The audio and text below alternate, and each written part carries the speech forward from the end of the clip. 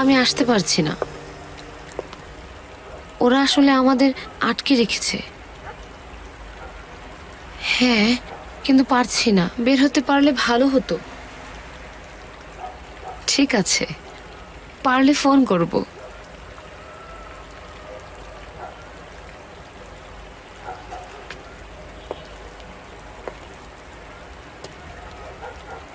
আজ রাতে এখান থেকে বের হওয়া কঠিন হবে। তোমার পরিবারকে এখন পর্যন্ত যা চিনেছি, আমার মনে হয় এইটুকুই যথেষ্ট।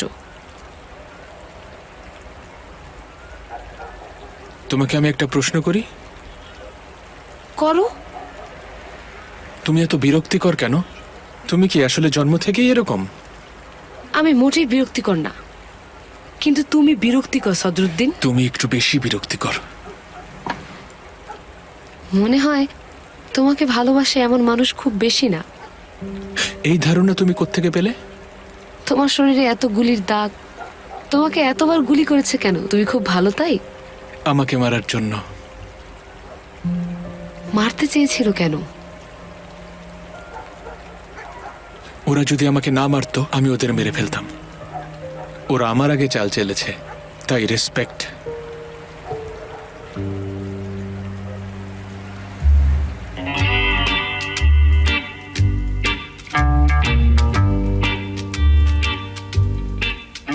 আমরা যেন কোথায় ছিলাম ঈসা? আমরা কোথাও ছিলাম না। সে কি, আমরা কোথাও না কোথাও তো ছিলাম, তাই না? আমরা রুজভেল্টে ছিলাম। হ্যাঁ, বন্ধুত্ব বন্ধুত্ব।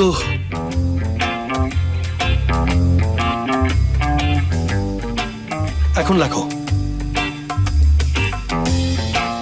বন্ধুত্বের ধারণা যা সাধারণত আমাদের দেশের স্কুলে, পাড়ার অলিতে গলিতে গড়ে ওঠে এবং বছরের পর বছর স্থায়ী হয়, তাকে অস্থায়ী বন্ধুত্ব বলা হয়। আর যেটা প্রতিযোগিতার পরিণত হয়, তাকে চিরস্থায়ী প্রতিদ্বন্দ্বিতা বলা হয়। বুঝতে পারলাম না, বন্ধুত্ব থেকে প্রতিযোগিতা কিভাবে চলে গেল? দয়া করে মাঝখানে কথা বলবেন না তো, চুপ করে শুনুন। দুঃখিত।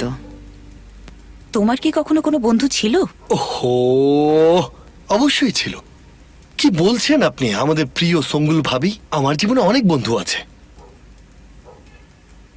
যেমন কে, আমি জানতে চাই, বলো তো। বোর্ডিং স্কুলে আমার অনেক বন্ধু ছিল, অনেক।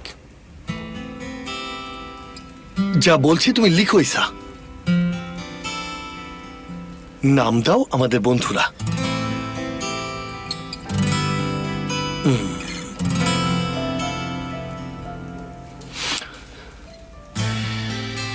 চলো আজকে আমার ইন্টারেস্টিং এক বন্ধুর গল্প শোনাই।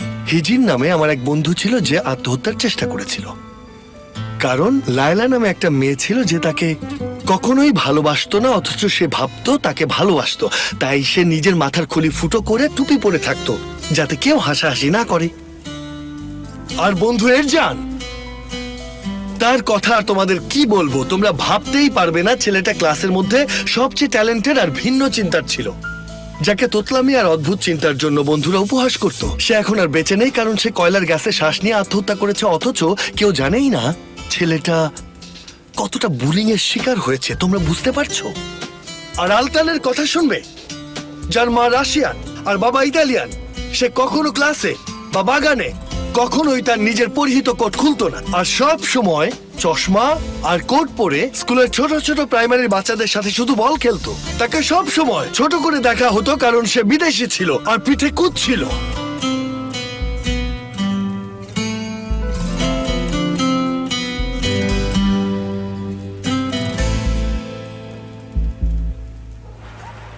তাহলে তুমি যাকে ভালোবাসো তাকে বাঁচাতে গিয়ে তোমার এই অবস্থা হয়েছে?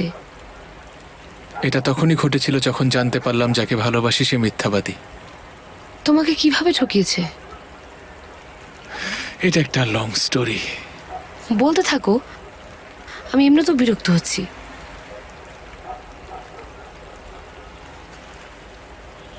ও আমাকে মিথ্যা বলেছিল। এটাই তাহলে সত্যি লং স্টোরি? তুমি ক্ষমা করতে?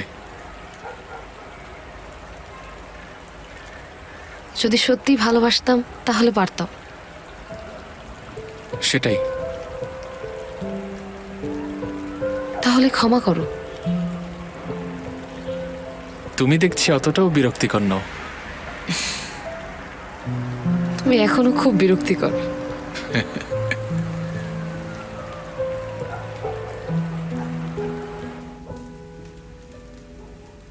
এরপর এরতেমের কথা বলছি, যে 22 বছর বয়সে যক্ষা রোগে করুণভাবে মারা গিয়েছিল। তার মৃত্যু আমাদের আর তার পরিবারকে গভীর শোকে কাঁদিয়ে যায়। কর্নেলের ছেলে, যাকে 4 বার হাই স্কুল থেকে বের করে দেয়া হয়েছিল, 6 বার স্যানাটোরিয়াম থেকে পালিয়েছিল। এটা খুবই হৃদয় বিদারক একটা ঘটনা।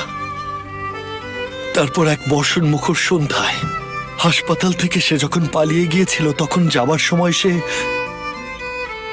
কাপড়ও বদলাতে পারেনি, নিজের রক্তে ডুবে মারা যায়। তুমি ঠিক আছো? আমি ঠিক আছি মিস মেলিসা। দেখুন, আমাকে কি কি সহ্য করতে হয়।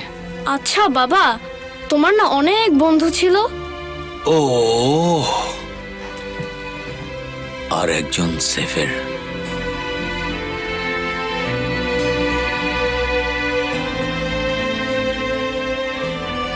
যার অল্প বয়সেই দুঃখ কষ্টে চুল সাদা হয়ে গিয়েছিল। সে ছিল সাহসী। তার ভালোবাসার ক্ষমতা তার থেকেও বেশি সাহসী ছিল।